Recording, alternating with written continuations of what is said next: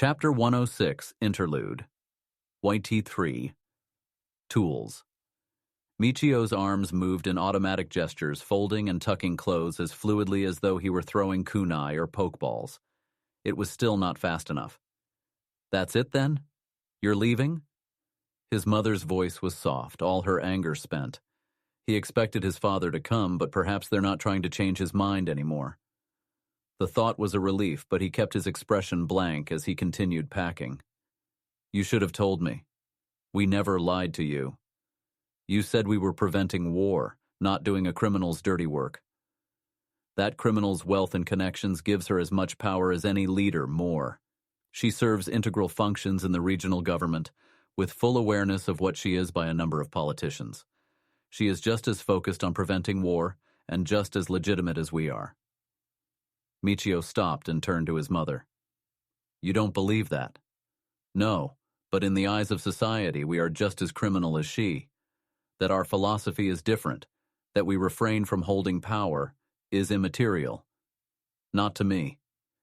His mother was silent at that, and Michio finished packing his shirts and pants and began emptying his sock drawer by the time she asked, "Where will you go?"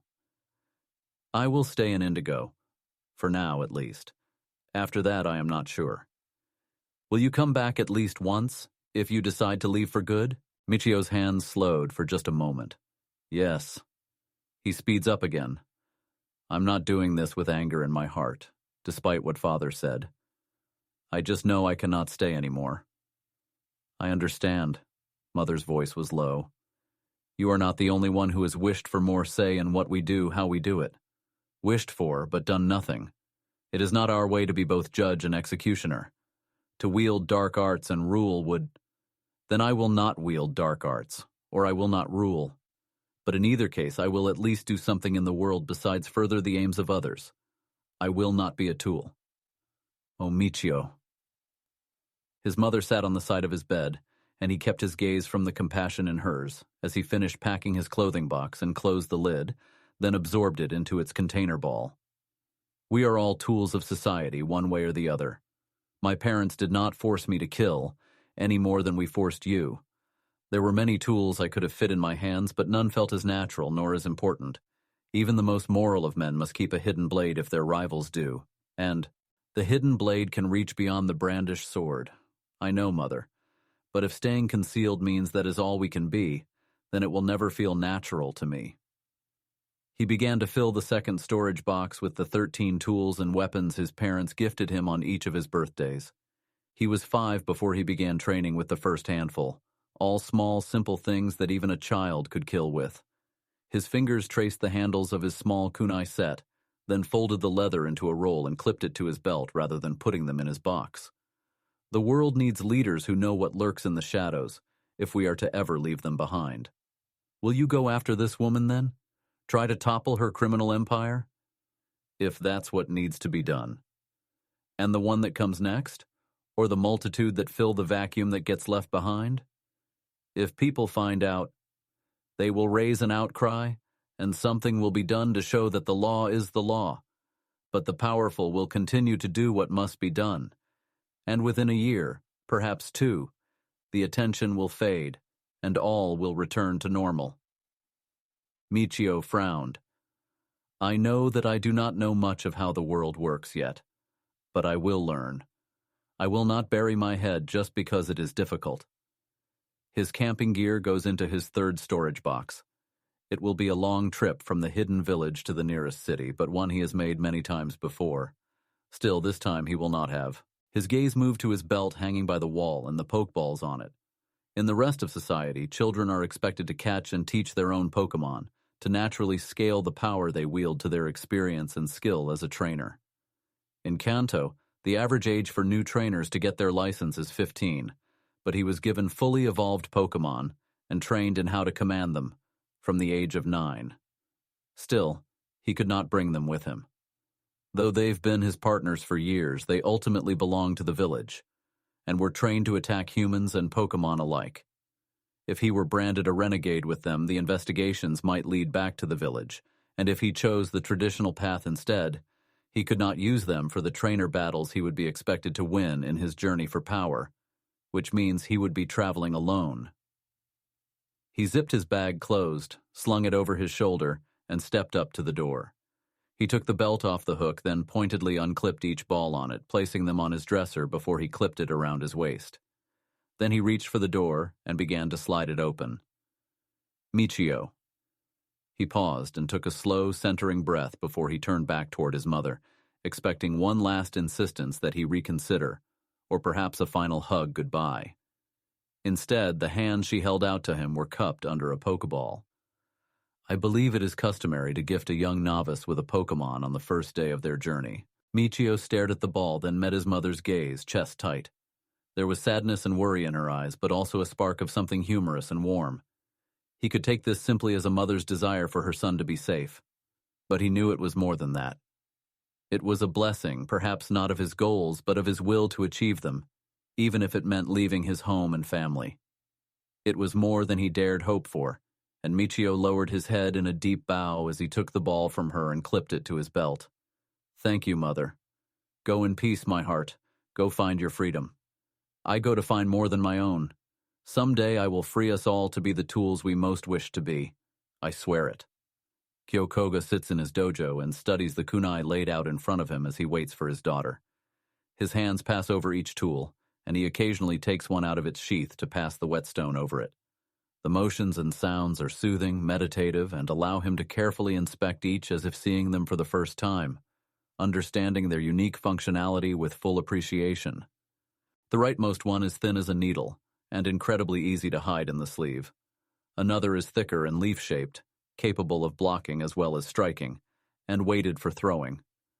Another has serrated edges, thick on one side and thin on the other. So many variations on a theme, together creating a suite of tools specialized for a variety of purposes. Each made small enough for a child to wield, yet still able to fit in an adult hand. These are not the ones he took with him from the hidden village he was raised in. Those he lost in battle, fighting alongside his Pokemon in a way that most normal trainers would find wasteful and dangerous. And it's true. Even the most powerful crossbow would barely hurt many Pokemon, would be utterly ineffective against entire types. And those it might seriously wound are often too quick for all but the most expert marksmen to hit at all. The combat techniques his ancestors passed down were created in a time before Pokeballs made anything else a human might hold in their hands during battle obsolete. But they had another purpose too, a purpose that created the hidden villages centuries ago and kept them relevant. Humans are not tough. Humans are not quick. Pokemon were trained to defend their humans even from other humans in historic times, but they had to recognize a threat to stop it, and a kunai from the shadows could be more deadly than a Pokemon. His gaze is drawn to the wall, where a hanging scroll depicts a Tangela and Machoke, grappling in the forefront, with two katana-wielding samurai locked in battle beside them. He was forced to learn many things in his first year leaving his village, transforming himself from Michio of the Endo clan to Kyokoga. The Koga clan was outed a decade before he was born, and had the size and power to survive the backlash. Now, instead of training assassins and spies, it is famous for running historical museums, commercially successful martial arts dojos, and adopting those who leave their still-hidden villages, claiming them as distant family members to provide new legal identities. It has not been an unpleasant life being Kyo. He has done much of what he set out to do, and his failures sting less with each passing year, or are not yet final. He even found a wife, birthed a daughter, raised her to be strong, clever, ambitious. It is something he has often been as proud of as his gym leadership when he allows himself pride. And he has not killed since he was 16. That, above all else, he feels pride in. More than he would have expected, when he was young and angry enough to leave the village behind, but not yet sure if he would renounce its methods. He picks another blade, this one broader, flatter. The first kunai were farming tools, or so he was taught. Simple equipment that could be used for not just cutting and stabbing, but digging or prying. In those days, adaptability held more value than specialization. But as humans began to work together in larger numbers as technology advanced, a handful of specialists became far more valuable, until new, even narrower specializations continued to branch from the old ones. And yet people were still capable of doing more. With technology, everyone can calculate more complex mathematics more easily than most people in his great-grandparents' age. Everyone can cook as many recipes as a master chef, heal better than the greatest pre-potion physicians. The role of a ninja was no different. His grandparents were spies and assassins who barely used Pokemon, but his parents' generation could and did incorporate them into nearly every skill set. Thieves and spies became hackers, assassins and scouts became trainers. If a tool for creation can be reforged into a tool for killing, then he has done his best to prove that the reverse is also true. And if his mother was right and humans must all be tools of society, the same should apply to them. The door slides open and Anzu walks in with the same expression she's had around him in private, since he caught her returning home that night. A mask of neutrality over prepared defiance and wariness. It hurts every time to see it on her face, aimed at him. Just as he knows it must hurt her to see his disappointment. Is something wrong, Father? All the usual things. He gestures, and she steps further inside and closes the door behind her. Spar with me? The frown line she inherited from her mother appears. Spar, hand to hand? Yes, like we used to. I don't have time for this. What do you have time for? Ensuring this gym keeps its integrity, as you well know. Tell me anyway. He stands and tucks his gi, then tightens his belt and moves to the center of the room. As we spar. She sighs, then removes her shoes and joins him.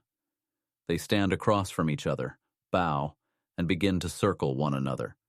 He allows himself to take in her stance, her balance as she moves, watching for any sign of an impending attack. Then meets her gaze and launches his opening salvo. Do you really care about the changes Oak is making to the gym, or are you just upset that he is the one doing it and not you? Anzu's face shifts to a mix of surprise and anger, and he steps forward and strikes all in one motion, fist to torso and foot to shin. She backsteps, almost too slow, and he uses the kick to step forward and strike again. She sidesteps and counters, and for a moment Kyo's mind is blank, body moving in an automatic flow of strike, block, twist, counterstrike. He has superior reach and strength, but she is quicker, which means normally they can both keep each other from landing solid strikes, but she is still on the back foot, and within seconds he lands an open palm against her stomach. She takes it well, falling backward and down, slapping the ground and rolling back to her feet to be ready for his follow-up. He doesn't chase, however, instead relaxing to regain his breath so she can too. It's been a while since I fell for that, she finally says. You've lost your focus. She understands immediately. I was doing fine until you forced me into a contest. Kyo raises his brow. I must be a powerful hypnotist to have planted such ambition in Blue Oak's head. You know what I mean? I do not. He began his journey a year ago, started changing gym cultures by his third badge. Many have wondered how he would affect the ones he had yet to visit, and even how those who journeyed with him would affect those he already had. Kyo begins circling her again. Had you been paying attention, you would have seen this coming. Anzu's body tenses, but he doesn't attack, and after a moment she visibly takes a breath to center herself, before she begins to circle as well. Excuse me for not spending all my time following each celebrity trainer's journeys. Besides, I'm handling this just fine. He can't beat me, and he knows it. I see, so you believe he will soon give up then and leave? His tone is neutral, but she detects the irony. Whatever deal you made with him, it'll become obvious something's wrong if he doesn't challenge for his badge soon. He might try to spin it as a victory somehow, say he's planted the seeds of change or whatever, but I still have more students than he does, and more members. I've shown what the future of this gym will look like. Kyo does not regret the deception he recruited Oak into. That Anzu would fall for it at all is further evidence that she's not ready. But he does regret the necessity, and wishes that they could be as close as they used to be again, aligned in both means and ends. Perhaps that's what makes him say what he does next so bluntly. All you've shown is that you're not fit to run it. Again the flinch, and again he strikes. She counters Sevaper with Zangoose, then drops into Sandil and forces him to hop back a step, turn, kick. She grabs his foot and wrenches, but he merely spins with it. Other leg kicking as he catches himself on his hands and vaults back when she releases him to dodge. She begins to speak, but he's not done, and 2 steps puts him back within her guard, keeping her back stepping as he throws strike after strike. His arms soon ache with the force of her blocks, but he's forced her to the edge of the room, and when she tries to sidestep around him, he ducks her strike and sweeps her legs. She jumps, but not quick enough, and her whole body jerks toward the ground as his leg catches her ankle. Once again, she slaps and rolls away, and once again, he doesn't follow. "What the hell does that mean?" she asks once she catches her breath. "It means that you're still not taking this seriously." He straightens. "I can tell from your movements. You're still training your body rather than your Pokemon, still focused on your crusade rather than securing your position in the gym beyond challenge. I told you I've beaten Oak." "Wrong." Kyo shakes his head. "You are about to be defeated so thoroughly that you cannot even conceive of how, and thus can do nothing to stop it." Now he truly has her attention at last. "What are you talking about if you're about to throw blatant endorsement behind him?" "No, I had no part in what's coming. I only allowed him to try his ideas here, and yes, even offered him an early challenge if he proved your superior in either leadership or training." His daughter stares at him, jaw clenched. "And? I thought he failed until yesterday when he came to tell me of his latest breakthrough." Kyo gives his daughter a small, wry smile, still feeling some awe at what he was told and what he saw. "He's going to challenge you tomorrow and he's going to win." Kyo isn't sure how Oak would feel about him sharing this information.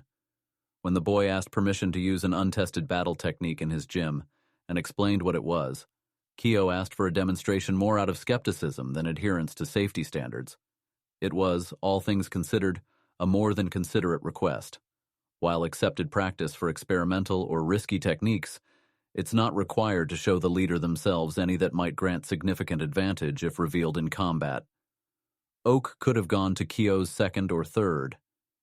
Instead, he was shown something truly paradigm-shifting, something that would change the entire meta of Pokemon battles the world over.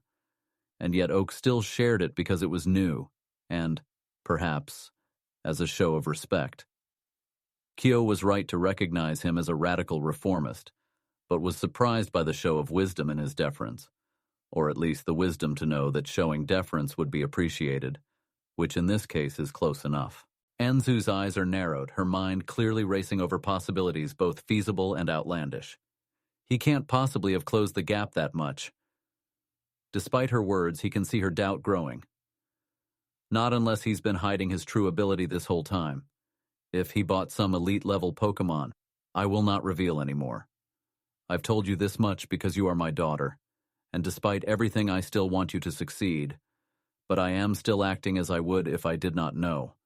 I cannot put my thumb on the scale by giving you answers. Only advice if you have the humility to receive it." She hesitates, clearly still processing his confidence in her impending loss.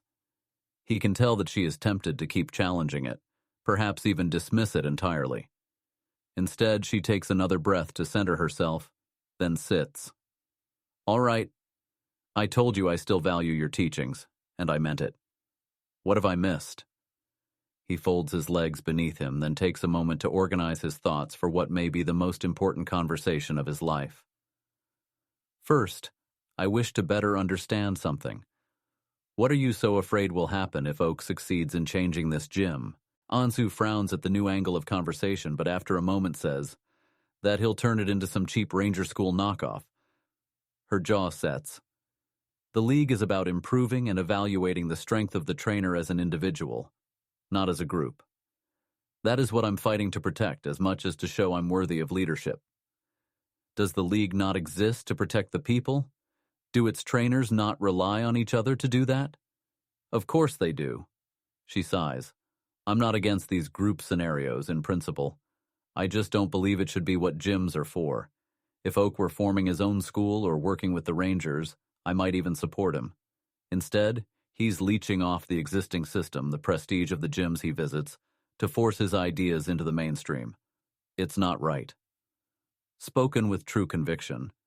And yet this desire is not strong enough for you to commit everything you have to it. I told you I won't just stand by while villains act freely in our city. What I've uncovered has nearly gotten you arrested. They haven't spoken about that night in Celadon when she narrowly escaped the police. He'd hoped it would make her more cautious, and it seemed to. For a while, at least. Or worse. I'm being more careful now, working with others, letting them investigate. But after what I've learned, I can't just let it stand. Not just because I'm being challenged, not when I can handle both, and I can. Whatever Oak showed you, I'll beat it.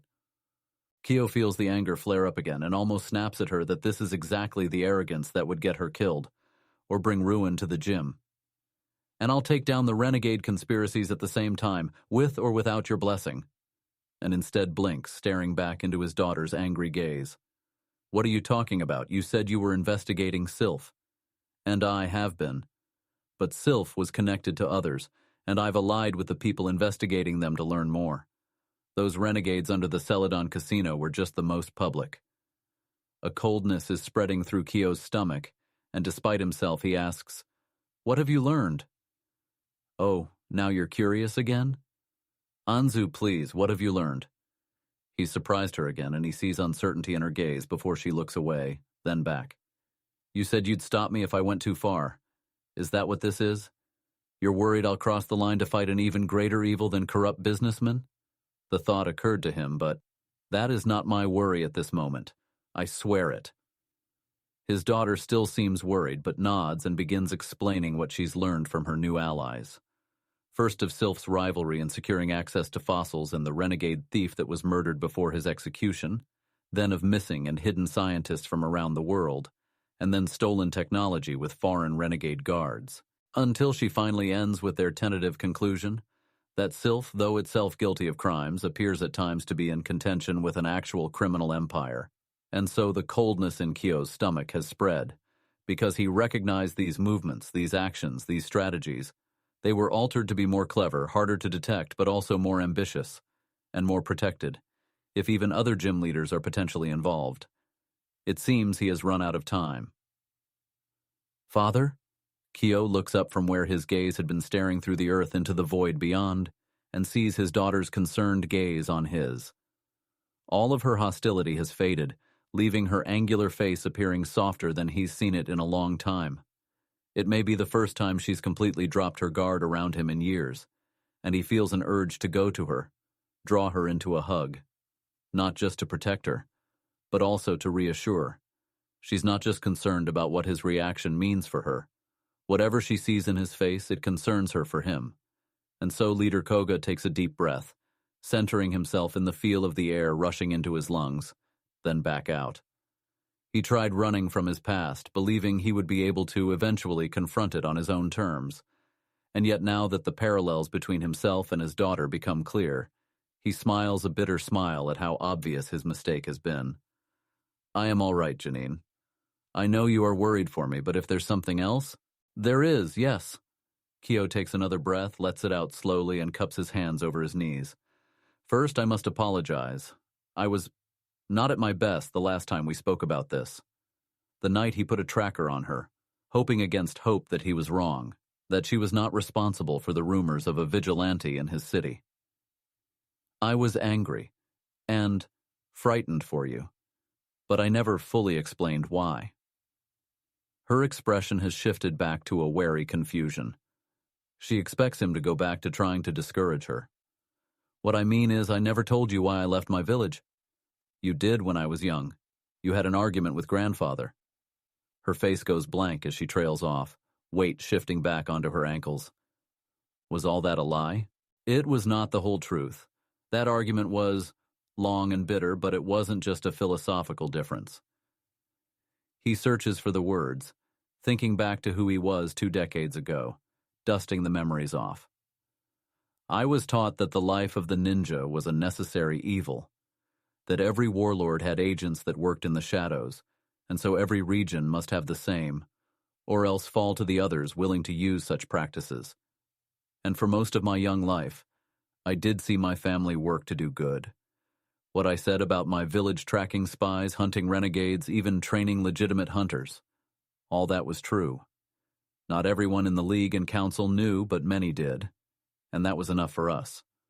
So long as someone else told us what was needed to protect our region, we did it, even if others would consider it immoral. And you said you weren't satisfied with that. I wasn't. What I've told you before about wanting to make a real change, about feeling like a tool, it was all true. Your grandfather called me selfish, and I may have compared him to a tamed Puchiena.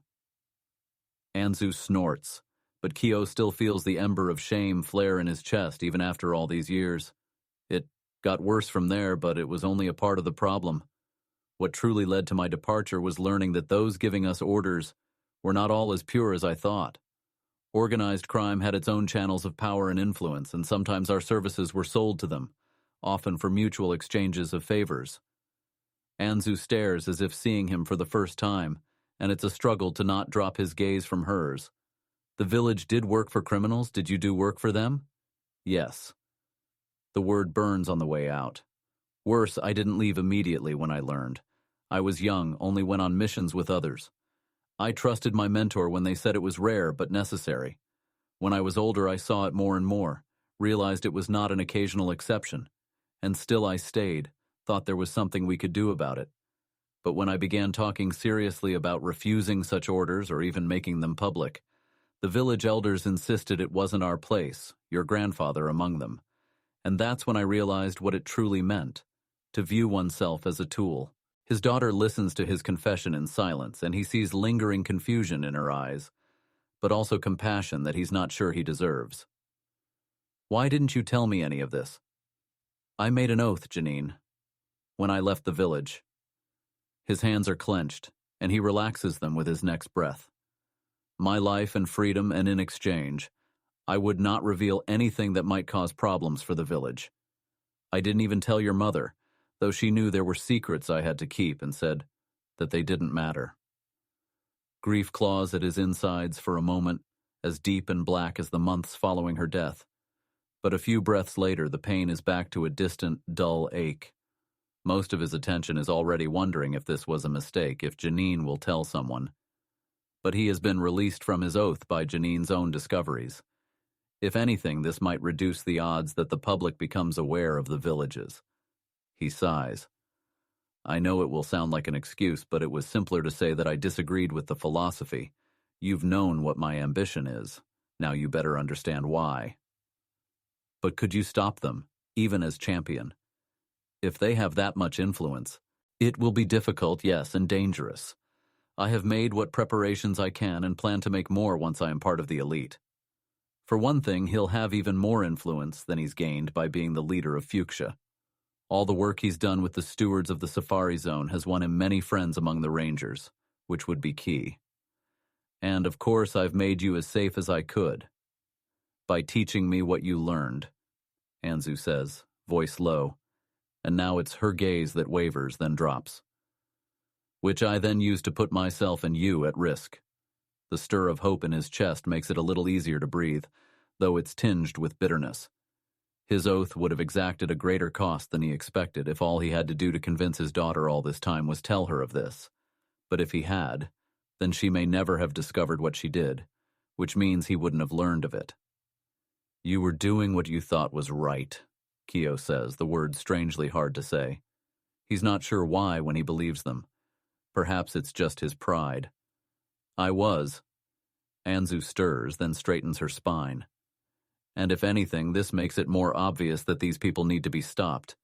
If they're not just using renegades but hiring ninja, working with council members, did you ever learn who was in charge? She's leaning forward now, the familiar glint back in her eyes, and his hope sinks back into the dark depths. She won't back down from her path. It was foolish of him to ever think she might, but that doesn't mean his concern was misplaced. No, he says honestly. She was referred to only as the Madam, and her reputation for ruthlessness made her more feared by criminals than the Rangers League and Hunters put together. Anzu frowns, but not in a way that seems aimed at him. All right, I'll ask around, see what I can learn. Janine. Father, I know you. Wait, please. He takes a breath, wondering why this feels so hard to say. Perhaps because it would come off as an endorsement, an encouragement of her taking actions that might bring her harm. He remembers his mother handing him a Pokeball with his starter. He's always imagined that was something she felt compelled to do out of love, despite her disagreement with his choice. But perhaps she was as conflicted handing him that ball and knowing what he would do with it, as he is now, with these words balancing on the tip of his tongue. "I think you should continue." "What?" She blinks again. "You... really?" "I have always believed in your conviction, but I also thought you simply needed something to challenge you, a sign that your efforts were needed somewhere, at a time when the gym had no challenges left to offer you. And now?" Anzu asks, voice cautious. "Now I believe you should follow your conscience wherever it leads you. But my position is the same as it's ever been. A leader cannot also be a concealed dagger. My ambition is to end such duplicity and abuse, and even if you disagree, on a practical level, I say you cannot commit wholly to your mission and the gym's demands, and excel at both sufficiently. You know this gym's virtue. You must choose." Anzu seems taken aback, and he sees her hurt and disappointment before her face closes down. So nothing's changed after all. Much has changed, he disagrees, but Blue Oak is still here, and has devoted all of what he is to changing this gym and defeating you. That has not changed, and I would not stop it if I could. He has closed the gap on you fairly, and it is the result of your split focus. Perhaps I am wrong. Perhaps you will defeat him, and show that I am underestimating you. But if not, then remember this conversation.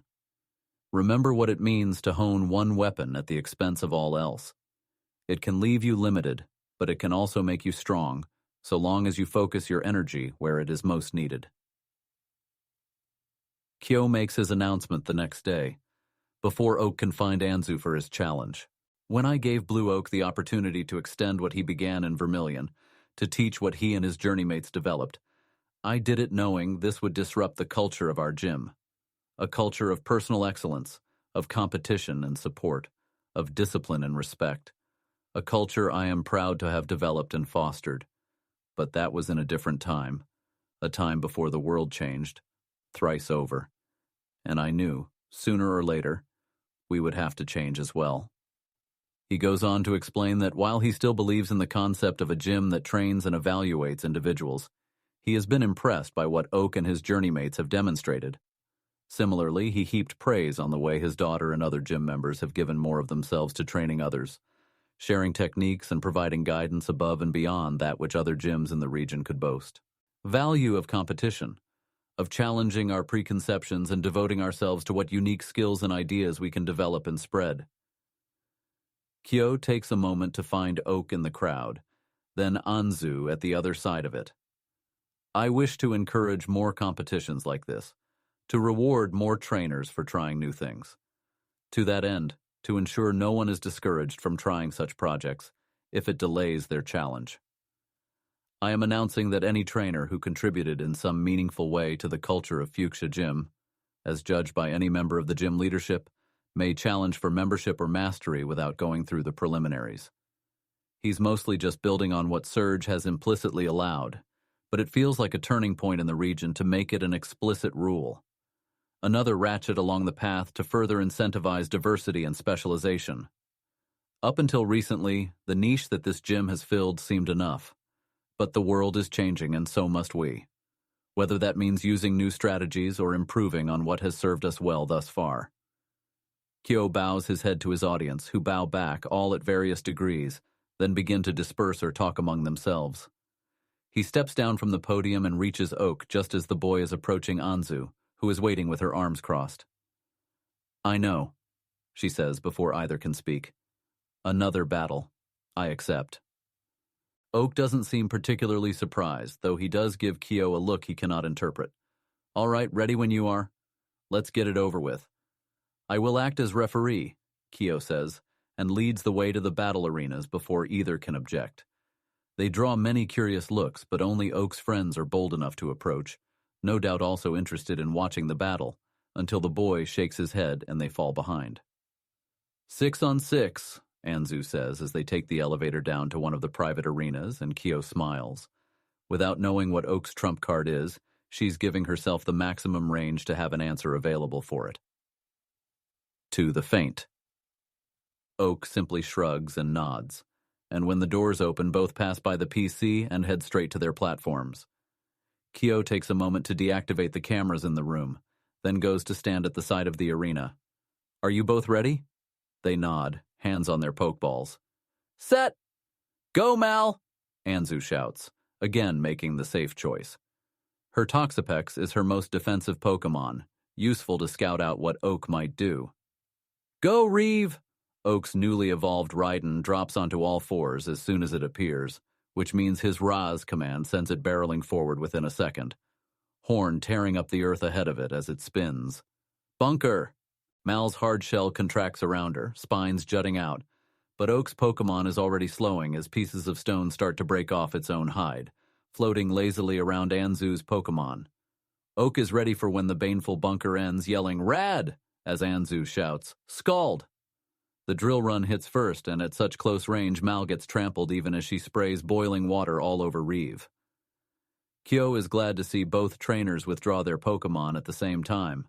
Toxapex are tough enough that Mal would likely be okay, but with such an all-encompassing injury, the chance of a critical organ being hit is high enough that it's better to be safe than sorry. As for Reeve, it's possible with the right training or items for it to withstand that sort of hit from a Toxapex. Most of a Toxapex's body is oriented to defense, which means even with TMs they can only expel a little water or poison per attack. But Oak isn't risking it either, and both send out their next Pokemon within a breath. Go, Brutus! Go, Nin! Anzu's Venusaur gets cut by the stones as soon as it appears, roaring in pain, while Oak's Golbat dives in for a wing attack. Anzu quickly swaps Brutus out for her Crobat, which takes even more damage from the stones but easily defeats Oak's lesser evolution before blowing the stones away in a gust of wind. Normally, this would be the point at which Anzu's victory would be inevitable. All of Oak's remaining ground types would be checked by Anzu's Crobat and Venusaur, and while his Wartortle may be strong enough to take down the Crobat with a well-aimed Ice Beam, it's ultimately a toss-up which would defeat the other, particularly since a single cross poison could wear Maturin down, even if Oak battled defensively. Combined with the fact that Anzu still has her Tentacruel ready and waiting to further wear the Wartortle down, Oak doesn't have many options. Apparently he had spent time before their last match training his Wartortle's physical combat skills, but the gap between his Pokemon and Anzu's was still too large, particularly since she made sure to train plenty of firefighting Pokemon to break through steel types her enemies might bring against her. What Oak has needed, all along, is Poison's only other weakness, a psychic type, one strong and fast enough to take down even a Blaziken. But even if he somehow managed to train one of his Abra enough to evolve and fight well, Anzu's Drapion would be there to stop it cold. All this, his daughter knows. And yet she's still being wary because he told her Oak would defeat her. He's not sure what she's expecting. Perhaps a Dragonite or Tyranitar, but when the Kadabra appears, she freezes for a moment, almost long enough for Blue to command his Pokemon to attack. And then she does the obvious thing and swaps her Crobat for her Drapion. The purple and black Scorpion rears up with a roar, tall as 2 men and long as 3, towering over the Kadabra. Tops, Oak says, voice firm. Eam. The Kadabra's eyes suddenly lock onto its opponent as Anzu commands her Pokemon to fling toxic spikes all over the arena. She's still acting defensively, still preparing for some surprise, but she can't prepare for what comes next. As he warned her, it's completely outside of her conceptualization space. Pa. Seeing it a second time still sends frisson down Kyo's spine. The Drapion's body vibrates like a tuning fork as the invisible wave of psychic force crashes over it, causing it to stagger. It took a long time for scientists to discover why psychic attacks do so much damage to poison Pokemon. It was debated for decades, until the leading hypothesis emerged. The unique vibrations that run through a body when hit by psychokinetic force are similar to the vibrations caused by most ground attacks. Gas, acid, venom, sludge, whatever the form the poison takes in a Pokemon's body, it's always kept separate from their vital organs. Internal bleeding is harmful to any creature, but combining toxic substances into the blood or surrounding tissue, even in a body resistant to them, causes more damage than would normally be sustained, in essence turning the Pokemon's own weapons against itself. And so they all watch as the towering dark poison Pokemon sways in the aftermath of its first telekinetic attack, body twitching as pain spreads through it. To his pride, Anzu recovers from the unprecedented attack by shouting, "Night!" within moments, but the Kadabra is faster, and the next wave of force makes the Drapian shudder, then topple. Anzu's hand darts out to withdraw it, and Kyo watches as his daughter's limbs twitch to select her next Pokemon, then pause, twitch again, then stop. He can only imagine what she's feeling: confusion, shock, fear, perhaps even awe. And what she's thinking, beyond how did he do that, is that she has no Pokemon to respond with. Her Crobat is the only thing that could outspeed his Kadabra, but he can switch into a Magneton, and both his Wartortle and Kadabra could defeat the Blaziken she would send in to defeat that. It all plays out in Koga's head, strike and counterstrike, and he knows the same is happening in Anzu's and likely Oak's as well. There is always some chance of surprises, a miss or critical strike, a clever deception or unusual tactic. But in cases like this, among trainers as skilled as they, that chance becomes smaller and smaller. Oak waits patient. He knows he's regained the advantage, but he's still being cautious as well. If Kyo hadn't warned his daughter, if she'd treated this like any other match, Oak may have won already against a more reckless strategy, or he could have lost if she treated his Kadabra like it was any other threat. Either way, he's not taking his victory for granted. It speaks volumes about his battle philosophy, as well as his general worldview, that he did not start with the Kadabra. He was feeling her out as well, making sure he wasn't walking into any surprises of her own. Anzu did that to herself, in part, by working so hard to keep changing her strategies up. Generally a good thing, but the best opponents will always find a way to adapt, even if the thing they adapt to is unpredictability itself. Nearly a minute passes before Anzu finally lets her hands drop. How? It is, perhaps, the most defeated Kyo has ever seen his daughter, and to ask an opponent trainer for their secret so directly, to ask a rival for it. Oak glances at Kyo. "I thought you might have told her," he admits. "Sorry for doubting you. I told her you would defeat her, that is all." Oak nods, then turns back to his opponent. "I'm happy to tell you, Janine. Really," he adds at her clear surprise. "I only did this with the help of others, and they're not battle trainers. They don't believe techniques should be kept secret, and in this case I agree, it's too important. You could have revealed it in your challenge match," she says, voice tinged with confusion and wonder. "The whole world would have seen you do the impossible while winning a badge." "Oh, I'm definitely still planning to do that," Oak says with a grin. "I'm not that altruistic. Sure, you can tell people first if you want, but that would just draw a bigger crowd and more hype. The plan right now is for Red and Satori to make an announcement about it in a week or so, since they're the ones that actually discovered it. And if I show it off first, then great, more hype for them. In any case, I'd have shared it with your father before battling him. Not looking to humiliate anyone, and I'm pretty sure I can beat him even with him knowing." Oak turns to him again and bows his head. "No disrespect intended." "None taken," Kyo says with a raised brow.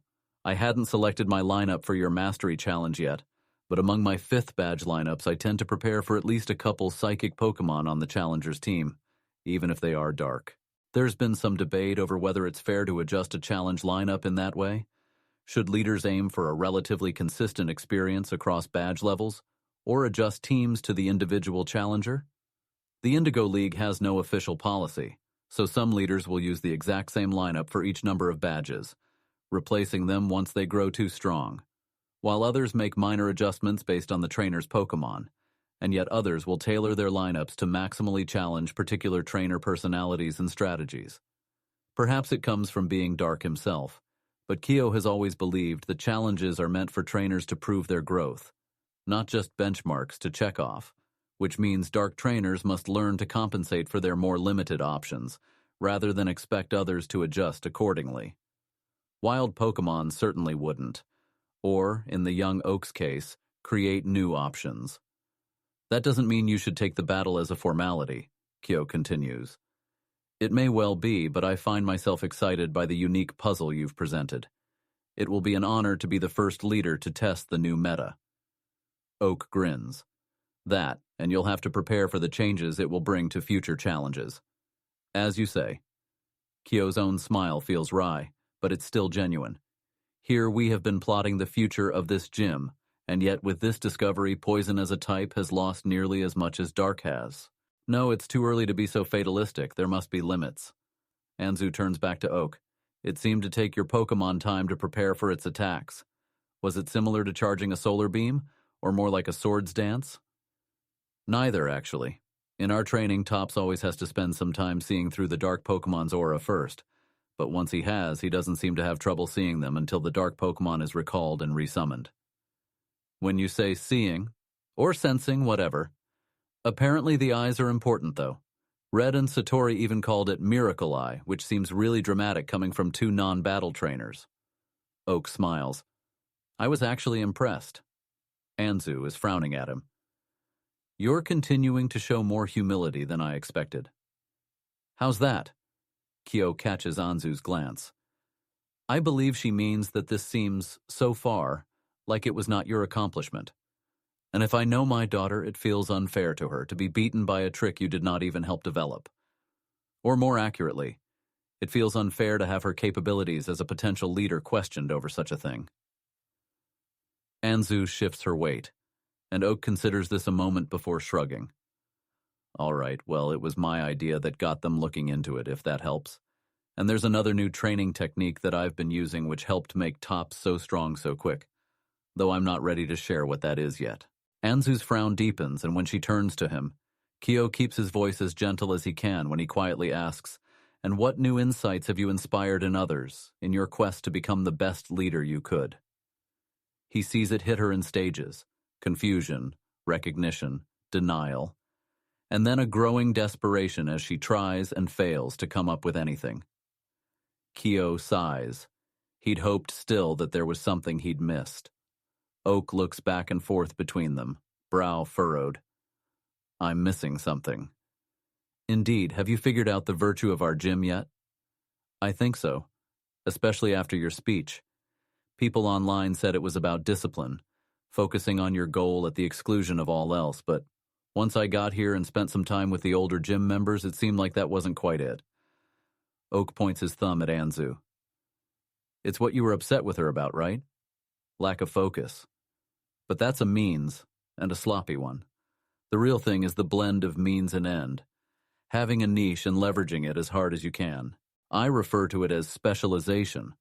When I was young, my father told me a tale of a blacksmith who discovered a forging technique to create a sword that would never break and would easily shatter other swords, but only against other swords. It would be a weapon for disarming, never killing, as striking any armor or even a bone would irreparably damage the blade. Many samurai thought the man who mastered this sword would forever be at a handicap, unable to end a threat, whether human or Pokemon.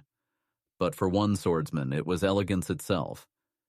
A blade that could only ever cut one thing would allow him to truly devote himself to a fighting style that focused on cutting that thing, mind, body, and spirit. Oak slowly nods, leaning against the railing of his platform. I get it. So now you decide if your gym is going to specialize in the sort of thing my friends and I have been exploring, or double down on what it was before with what Janine's been doing. No, Anzu says before he can respond. Father has already made his decision. I lost. You win. She doesn't sound bitter about it. If anything, she sounds lighter than she did before. Something between resigned and accepting. Oak, meanwhile, looks conflicted. Kyo wonders if he's thinking of admitting that he never intended to lead the gym, but instead he says, I don't know what you've been so focused on besides all this, but if it's that important to you, maybe you need to settle it before you can really focus on being a leader. She turns back to him. What are you saying? I mean, I'll probably need another year or so to become champion. Oak makes the utterly audacious claim with a completely straight face, and after what Kyo has seen in the past 2 days, he finds little skepticism in himself. Maybe by then you'll be done with whatever else you've been working on, and be kicking so much ass here that I'll decide to go to another gym instead.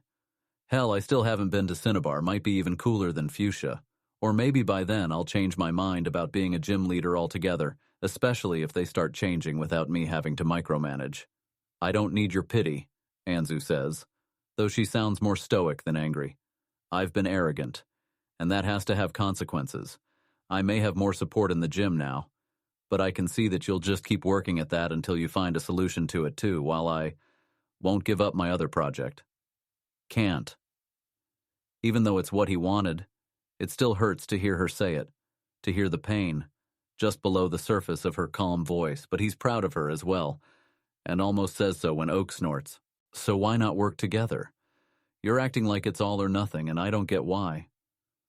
Anzu is silent, but her eyes shift to him, and Oak catches it. Oh, well, no disrespect, leader, but without knowing what you've got against whatever else she's working on, if it's important enough to get someone like Janine to give up her dream of succeeding you, I'd just as soon make sure I can beat her when she's not distracted, instead of beating her just because she is. Kaio watches Oak, meeting those steady eyes, while in the corner of his vision he sees Anzu, relaxing, regaining some of her confidence, her poise, and most of all, her hope. And he decides that the young Oak might be more than a simple tool as well. However much he's grown to reach where he is today from when he started his journey, he likely has only just started along the path to who he will become. Someone, perhaps, that Kyo will feel is worthy to follow. Someone who will help expose the corruption rather than accept it. I think, the leader says, we should all speak more on this after our match. There is a story I would like to tell you about my upbringing and my ambition, and after that, Janine may feel more comfortable sharing her own. Anzu is staring at him in open shock, but Oak just raises his brow, then surprises Kyo by sighing and rubbing his eyes. All right, but first I gotta tell you guys about this thing called meta-honesty.